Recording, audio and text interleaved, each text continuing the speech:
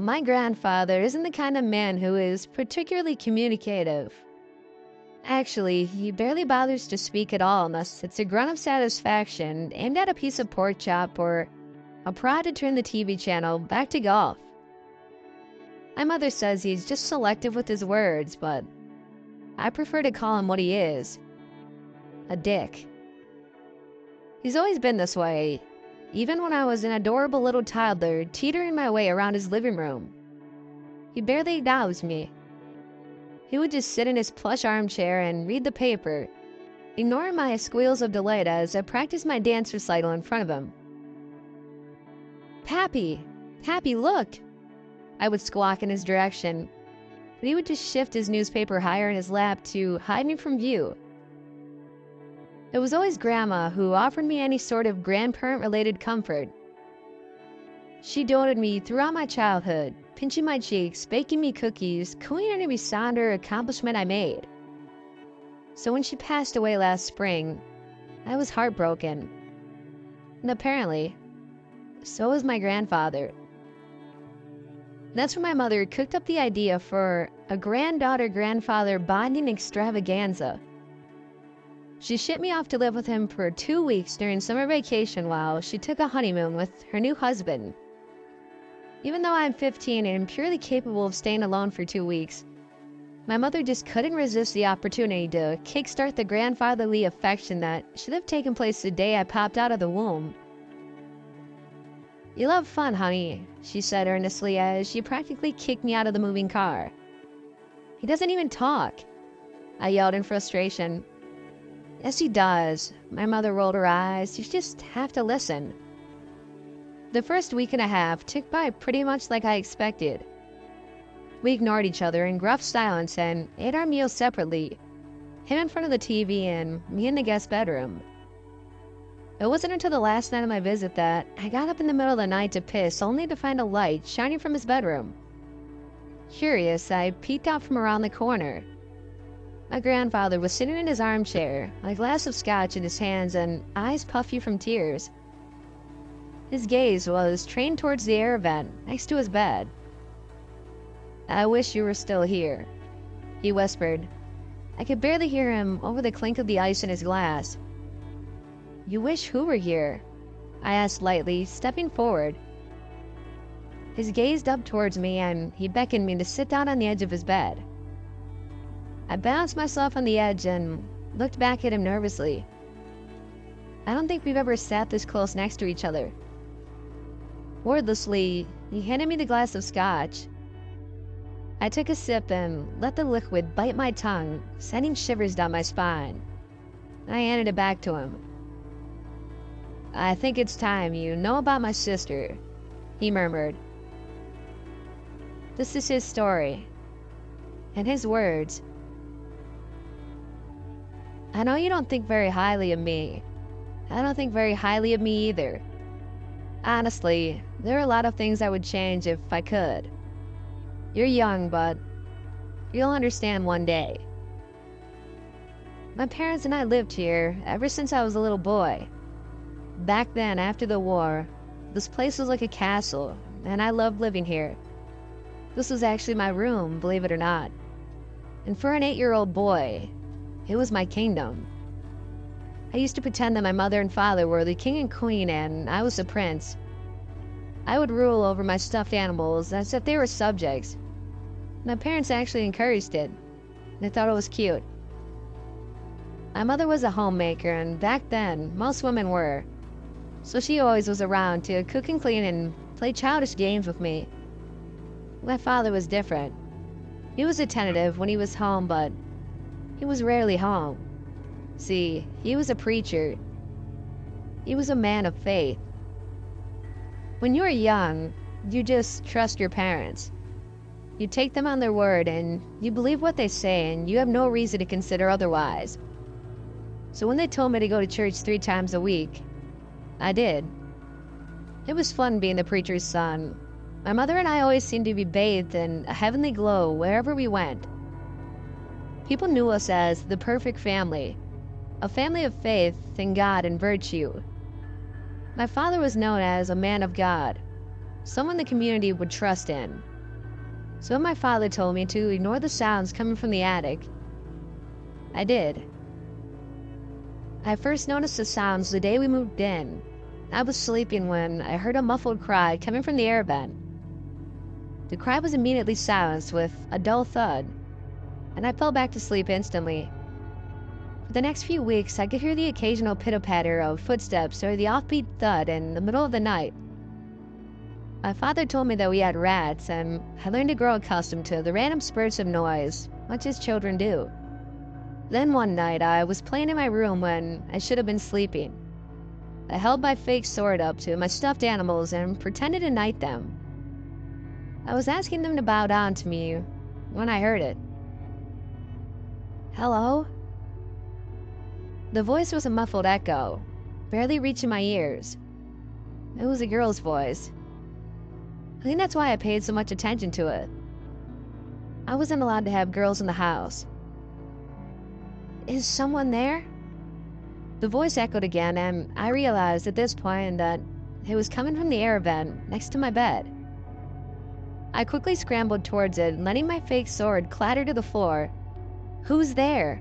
I asked, using the bravest voice I could. Hi, Polly. I live in the attic. It's then that I noticed how childish the voice sounded and how strained it was. I bent my head closer to the vent. Are you my brother? The voice asked. I'm not sure. Are you my sister? I countered. I don't know. Daddy says that I have a brother, but he won't let me see him. Why not? Daddy says there's something wrong with me. Is there? I can't think really good. Oh, who's your father? I asked. Michael Larson. That's my father, I yelled excitedly. That means that you must be my sister if we had the same father. That's how it works. That's how it works? I think so, but I guess I don't really know. I don't know either. And we were silent for a little while. Why do you live in the attic? I finally asked, the question burning through the roof of my mouth. Daddy says I can't leave because I'm not like everyone else. So you've never been outside? I don't think so, Polly said nervously. I'm not allowed to talk about it. Oh. I sat back on the bed, puzzled. I'm gonna go to bed, I said hesitantly into the air vent. Oh, okay, Polly answered back. Her voice faltered, and for a moment, I thought she was going to cry. But I'll be back, I said urgently, trying to calm her down. You will? Of course, I'm your brother, I assured her. And I'm your sister. The next morning, I woke up excited. Not only was it a Saturday, but I had a sister. I bounded down the stairs two at a time, eager for breakfast. Like every Saturday, my mother had laid out a full breakfast spread for us. And after Father led us in our morning prayer, I dug into the steaming pancakes and sausages on my plate. Whoa, whoa, whoa there, champ. My father laughed as he watched me shoveling the food into my mouth. What's the rush? I wanted to finish quickly so I could go play with my sister, I explained through a bite of toast. My mother's face went stone gray as if she had seen a ghost. My father clenched his jaw and very carefully put down his fork and knife. They didn't make a sound. MJ, he said with an edge he couldn't hide. You don't have a sister. I looked up from my plate confused. Yes, I do. She lives... Enough, my dad roared, pounding the table with his fist. My mom was now looking down at her hands, folded neatly in her lap. I saw a small tear fall into her plate. Can't you see you're making your mother upset with your lies? He hissed. But I'm not. Go to your room this instant, MJ, he demanded. And if you ever try to lie to us again, I promise that you will never leave your room. I pushed back my chair and ran from the table, hot, messy tears sliding down my face. I threw myself out of my bed and cried at the unfairness of it all. After a few minutes, I heard her. Are you okay? Polly asked. Anger flared in my chest. No, I spat bitterly.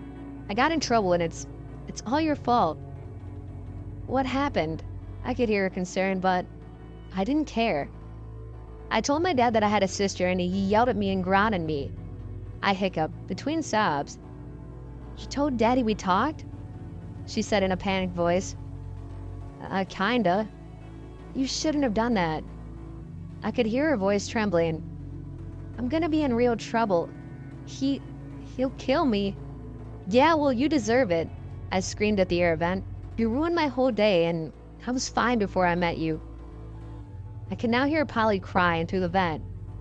I thought her muffled sobs would make me feel better, but they only made me feel worse.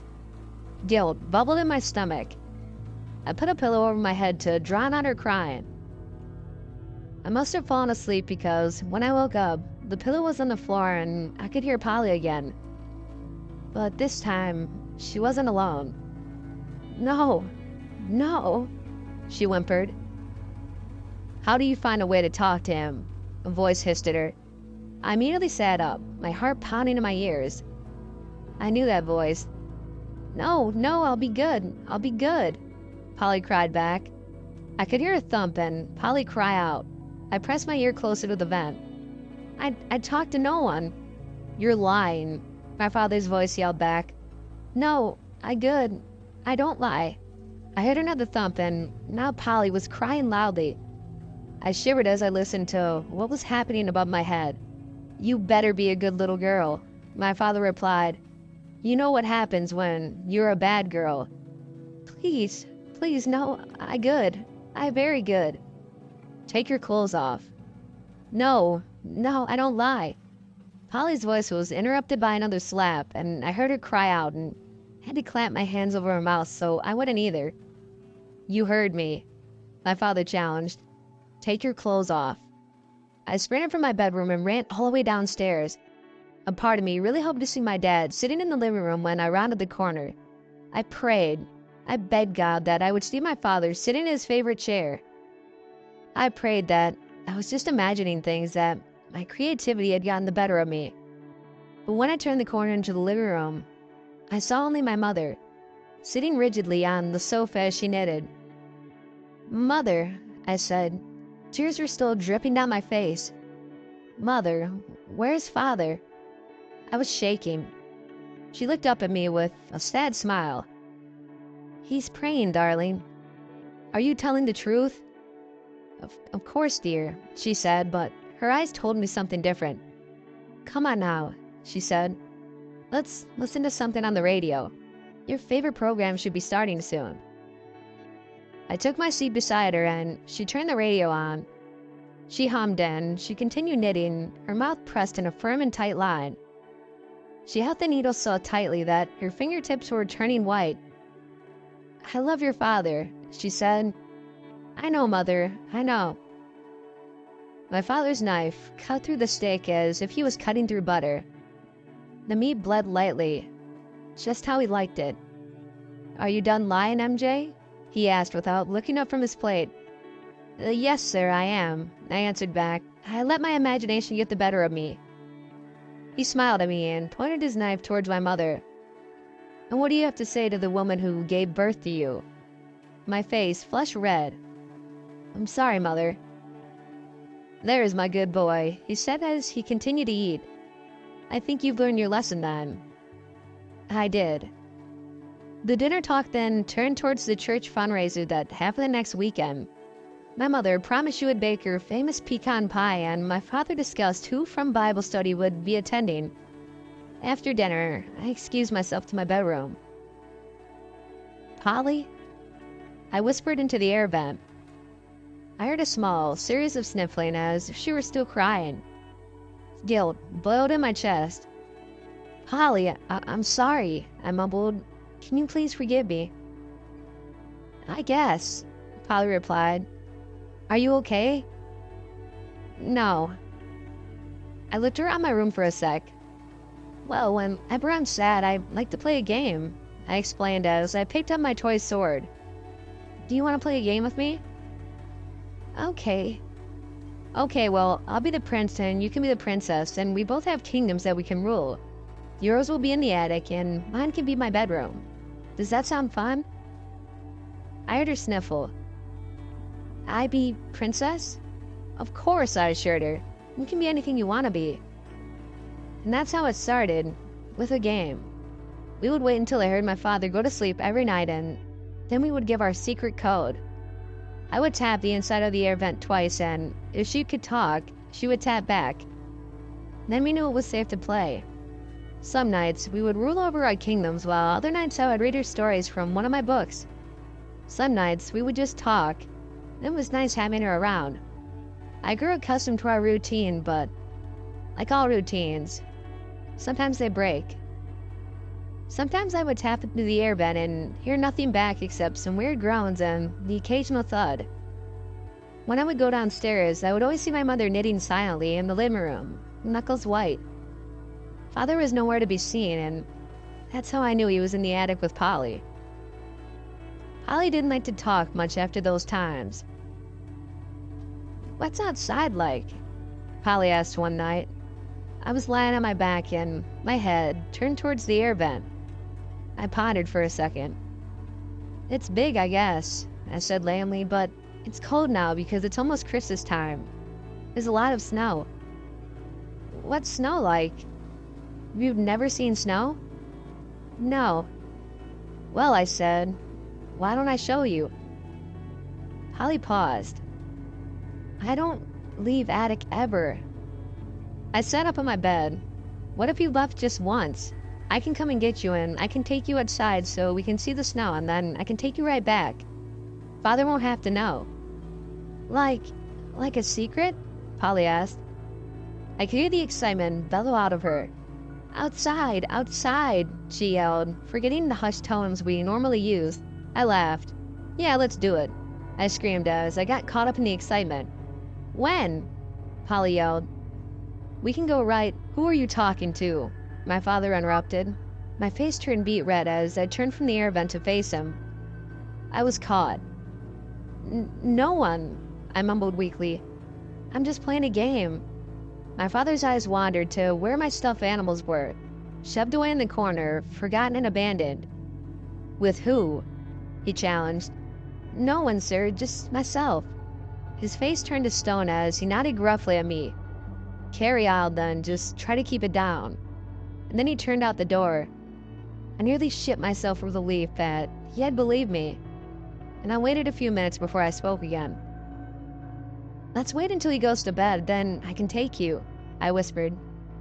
But I didn't get a response. "Polly?" I asked her after a few more minutes. "Polly, do you still want to go outside?"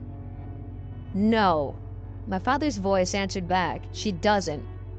I clamped my hands over my mouth and bolted upright from my bed. "MJ," Polly answered back weakly. "Help." But I stood frozen, and I didn't move when I heard the thud after thud after thud. I didn't move when Polly whimpered out for her brother. I didn't move when I heard my father smack her, and I still didn't move when the attic turned silent as the snow outside. I stood there in the middle of my room with my hands balled into fists at my side. I stood there as I heard my father leave the attic, his steps staggered and heavy. I stood there as I saw that porch light blink into life outside of the window. And I stood there as I watched my father digging and digging all night long. In the morning, there was a raised patch of dirt under the maple tree that wasn't covered with snow like the rest of my backyard. And the air vent? The air vent was silent. My grandfather put down his glass and stared back towards the air vent. The room seemed heavier now. Her name was Polly?" I asked. He nodded. "Just like you." He smiled weakly. "When you were born, I asked your mother to name me Polly. Does she know why?" "She knows I had a sister. She doesn't know much else." I was silent for a second. "What did you do after it all happened?" My grandfather looked down at his drink. "Nothing. Just like what I did when it was happening." "What was wrong with her?" I asked slowly. Why did your father keep her locked away?" He was silent for a moment before he took a swig of his drink. "I think she had Down syndrome, and I think my father was ashamed of it. He sighed. Grandpa, I'm so... Don't, he interrupted. It's not necessary. We sat in silence for a few minutes, listening to the gentle hum of the air vent. Holly would have made a fine princess, I whispered. He smiled, and for a second I could have sworn that I saw the flicker of what he had been like as an 8-year-old. Yes, he agreed. She would have.